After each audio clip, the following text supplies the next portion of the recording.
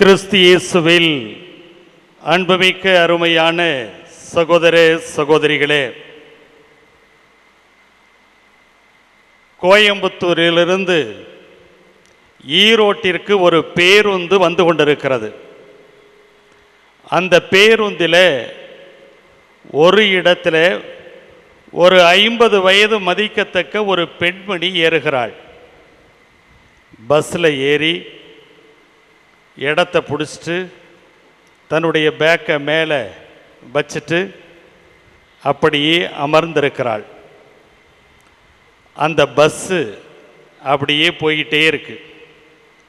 ஒரு 5 நிமிஷத்தில் அந்த பெண்மணி கருமத்தம்பட்டி வந்துருச்சா அப்படின்னு சொல்லி கண்டக்டர்கிட்ட கேட்குறான். அதுக்கு கண்டக்டர் சொன்னார், கருமத்தம்பட்டி வர்றதுக்கு ரொம்ப தூரம் இருக்குது, நீ கொஞ்சம் அமைதியாக இருமா, அந்த இடத்துல நீ இறங்கிக்கலாம் அப்படின்னு சொல்லி சொல்கிறார். அப்புறம் ஒரு 5 நிமிஷம் கழித்து திரும்பவும் அந்த அம்மா கருமத்தம்பட்டி வந்துருச்சா அப்படின்னு சொல்லி கேட்குது. கண்டக்டருக்கு சுள்ளுன்னு கோபம் வந்துருச்சு. ஏமா, கருமத்தம்பட்டி வந்துருச்சுன்னா அங்கே இறக்கி விட்றேன், நீ கருமத்தம்பட்டின்னு சொல்லி கத்திக்கிட்டு இருக்கிற, பேசாமல் தூங்குமா, நான் கருமத்தம்பட்டி வந்த உடனேயுமே உன்னை இறக்கி விட்றேன் அப்படின்னு சொன்னார். வண்டி போய்கிட்டே இருக்குது. கருமத்தம்பட்டி விட்டு 5 கிலோமீட்டர் தாண்டிருச்சு. திடீர்னு அந்த அம்மா எந்திரிச்சு கருமத்தம்பட்டி வந்துருச்சா அப்படின்னு சொல்லி கேட்க, கண்டக்டருக்கு அப்போ தான் ஞாபகமே வருது. ஏமா, உனக்கு அறிவு இருக்குதா? நீ பாட்டில் தூங்குனா என்ன ஆகிறது? நீ நிறுத்தத்தில் இறங்கிக்க வேண்டியதானே. அங்கே பாரு, கருமத்தம்பட்டி வந்து தாண்டி 5 கிலோமீட்டர் போயிடுச்சு, நீ இங்கனே இறங்கி நடந்து போ அப்படின்னு சொல்கிறார். பேருந்தில் இருந்த பஸ்ஸில் இருந்த எல்லா பயணிகளுக்கும் பயங்கரமான கோபம். ஏய்யா, அந்த அம்மாவை தூங்க வச்சது நீ, இப்போ 5 கிலோமீட்டர் தூரம் வந்து நீ இறக்கி விட்டு நடந்து போனா எப்படி நடந்து போவாங்க? அதெல்லாம் தெரியாது, நீ என்ன பண்ணுவியே தெரியாது. திரும்பவும் பஸ்ஸை திருப்பு, கருமத்தம்பட்டியில் கொண்டு போய் அந்த அம்மாவை இறக்கி விட்டு தான் வரணும். எல்லாரும் சத்தம் போட, அப்புறம் கண்டக்டர் டிரைவர் என்ன பண்ணுவாங்க, வண்டியை திரும்பவும் கருமத்தம்பட்டி வண்டி வந்து போய் கருமத்தம்பட்டி போய் அடைஞ்ச உடனேயுமே இறங்குமா சீக்கிரம், பெரிய உன்னால பேஜாரா இருக்கு, இறங்கு சீக்கிரம் அப்படின்னு. அந்த அம்மா மெதுவா எந்திரிச்சு சேலையெல்லாம் சரி பண்ணிட்டு பேக் எடுத்து, மேலே இருந்த பேக் எடுத்து ஜிப்பை திறந்து 2 மாத்திரை எடுத்து வாய்க்குள்ளே போட்டுட்டு தண்ணியை குடிச்சிட்டு ஜிப்பை மூடி பேக் எடுத்து மேலே வச்சுட்டு உக்காந்துக்கிருச்சு. இந்த கண்டக்டருக்கு பயங்கரமான கோபம். ஏமா, உனக்கு அறிவு இருக்குதா? இறங்கிறதுக்கு பதிலாக திரும்ப உக்காந்துட்டா அப்படின்னு. அதுக்கு அந்த அம்மா சொன்னிச்சு, நான் ஏன் இறங்கணும்? என் மவன் கருமத்தம்பட்டி வந்த உடனேயுமே மறந்துடாம 2 மாத்திரையை போட சொன்னா, அதனால தான் நான் கருமத்தம்பட்டி வந்துருச்சான்னு சொன்னேன் அப்படின்னு சொன்னிச்சு. இந்த கண்டக்டர் என்ன பண்றாரு, இவர் போய் 2 மாத்திரை எடுத்து பயக்குள்ள போட்டு தண்ணி எடுத்துட்டு குடிச்சிருக்காரு. அன்புமிக்கவர்களே, இதுதான் வாழ்க்கை. இன்றைக்கு மனிதனுடைய வாழ்க்கையிலே பல்வேறு விதமான பிரச்சனைகள், சொல்வது ஒன்று செய்வது ஒன்று, 2 கட்டான் வாழ்க்கை. இப்படிப்பட்ட ஒரு வாழ்க்கை வாழ்ந்து கொண்டிருக்கக்கூடிய சமூகத்தில் நாம எதை சொல்றோமோ அதைத்தான் வாழ வேண்டும். நாம் எதை வாழ்ந்து கொண்டிருக்கிறோமோ அதைத்தான் சொல்ல வேண்டும் என்ற அழகான இன்றைய நற்செய்தி வாசகம் நமக்கு தெளிவாக சொல்லுகிறது. அது மட்டுமல்ல, இன்றைய முதல் வாசகத்திலும் பாருங்க, ஒன்று இருந்தா இங்க இருக்கணும் அல்லது அங்க இருக்கணும், இதுவும் வேணும் அதுவும் வேணும்னா இங்க தான் பிரச்சனை. இன்றைய முதல் வாசகத்தில் பாருங்க, இஸ்ராயல் மக்கள் பாகால் வழிபாட்டை அவர்கள் மேற்கொள்ளுகிறார்கள். அதே நேரத்திலே ஒரு பிரிவினர் நம்முடைய கடவுளை அவர்கள் ஏற்றுக்கொண்டு அந்த கடவுளை அவர்கள் வழிபடுகின்றனர். அதே நேரத்தில் இஸ்ராயல் மக்களிலே யூதர்கள் இதையும் வழிபடுகிறார்கள், இங்கேயும் வழிபடுகிறார்கள். நாம பண்றது மாதிரிதான். காய்ச்ச, தலைவலி அல்லது இடைவிடாத உடம்பு வலி அப்படின்னா சகாயமாதா கோயிலுக்கு போவோம். அங்க போயிட்டு கொஞ்சம் வேண்டுவோம். அங்க ஒன்றும் சுகம் கிடைக்கலனாக்க அப்படியே அங்கிட்டு ஒரு கருப்பு கோயில் இருக்கு, அந்த கோயில்ல வேண்டுனா நமக்கு சுகம் கிடைக்கும் நிறைய பேர் சொல்லி இருக்கிறாங்க. அதனால அங்க போவோம். அங்க போய் சரியாகலைனாக்க அப்படியே போனோம்னு சொன்னா அங்க ஒரு தர்கா வரும். அந்த தர்காவில் ஏதாவது ஓதுனா அதுவும் சரியாயிரும். இதுதான் கிறிஸ்தவர்களாகிய நாம செஞ்சுக்கிட்டு இருக்கிறது. உண்மைதானே? கொஞ்சம் வலிக்குதா? கொஞ்சம் வலிக்கும். உண்மையை சொன்னாவே தானே வலிக்கும் இல்லையா? அதனால இன்றைக்கு இரண்டு கட்டான் வாழ்க்கை.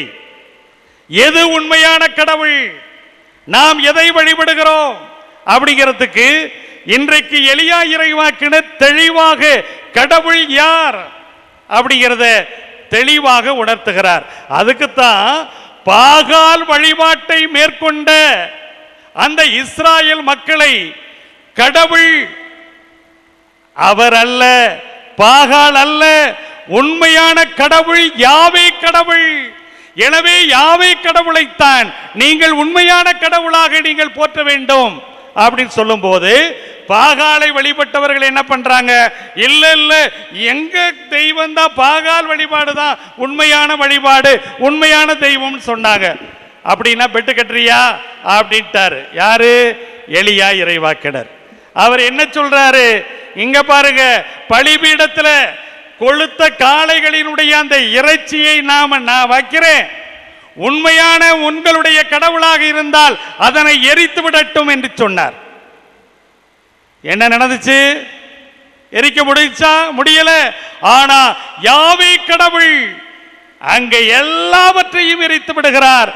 உண்மையான கடவுள் யாவே கடவுள் என்று நம்புகிறார்கள். அன்புமிக்கவர்களே, அப்ப கடவுள் நாம் யாரை நம்புகிறோம், நம்முடைய நம்பிக்கையை நாம் யாரிடத்தில் வைத்திருக்கிறோம், அதுதான் உண்மையான நிலைப்பாடாக இருக்க முடியும். உண்மையான கடவுளை நாம் உறக்க அறிவித்து அவருடைய வார்த்தையை வாழ்வாக்கி நாம் இந்த உலகத்திலே வாழுகின்ற போது கடவுளினுடைய அன்புக்குரியவர்களாக மாறுகிறோம், ஆசீர்வாதத்தை பெறக்கூடியவர்களாக மாறுகிறோம். இன்றைய நற்செய்தியில கடைசியில சொல்றாரு, அதாவது இவை அனைத்தையும், என்னுடைய கட்டளைகளை அனைத்தையும் கடைபிடித்து கற்பிக்கின்றவரே விண்ணரசில் மிக பெரியவர் அப்படிங்கிறார். அப்படின்னா என்னுடைய பெயரை சொல்லி ஆண்டவரே ஆண்டவரே என்று சொல்பவனெல்லாம் விண்ணரசுக்குள் நுழைய முடியாது. ஆனால் என் வார்த்தைகளை எவனொருவன் கடைபிடிக்கிறானோ அவன்தான் விண்ணரசுக்குள்ளே நுழைய முடியும் சொல்றார். ஆனா வார்த்தைகளை இன்றைக்கு கடைபிடிக்கிறோமா? கோயில்ல வந்துட்டு ஆண்டவரே ஆண்டவரே அல்லேலூயா இறங்கி வாரும் அப்படின்னு சொல்லி உறக்க கத்திட்டு வீட்டுக்கு போயிட்டு கட்டின கணவனுக்கு தட்டுல சோறு போடாத மனைவிமார்கள் எத்தனை பேர்? இங்கே அல்லேலூயா அல்லேலூயா என்று சொல்லி ஆண்டவனை ஆர்ப்பரித்து விட்டு வீட்டுக்கு போன பிற்பாடு மனைவியை மிதி மிதி என்று மிதிக்கக்கூடிய கணவன்மார்கள் எத்தனை பேர்? அப்படி என்றால் நம்முடைய வழிபாடுகள் எல்லாம் போலி வழிபாடுகளாக, ஒருவேளை பாகால் வழிபாடுகளாக மாறிவிட்டதோ என்ற ஒரு ஐயப்பாடு நமக்கு உருவாகிறது. அன்புமிக்கவர்களே, அண்மையில் இது மாதிரி ஒரு திருப்பலி நிறைவேற்றி முடித்த பிற்பாடு அப்படி நின்றுகிட்டு இருந்தேன். அப்போ நிறைய பேர் வந்து என்கிட்ட பிளஸ்ஸிங் வாங்கினாங்க.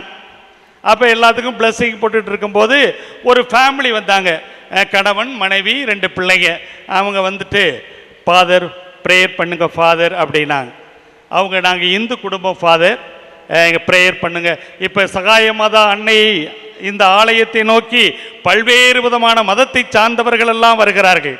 உண்மையிலேயே அந்த தாய் எல்லோரையும் ஈர்க்கக்கூடிய ஒரு அன்னையாக இருக்கிறார்கள். அதற்காகத்தான் எல்லாரும் சகாயமாதா ஆலயத்தை நோக்கி, வேளாங்கண்ணி ஆலயத்தை நோக்கி, பூண்டி ஆலயத்தை நோக்கி செல்கிறார்கள்.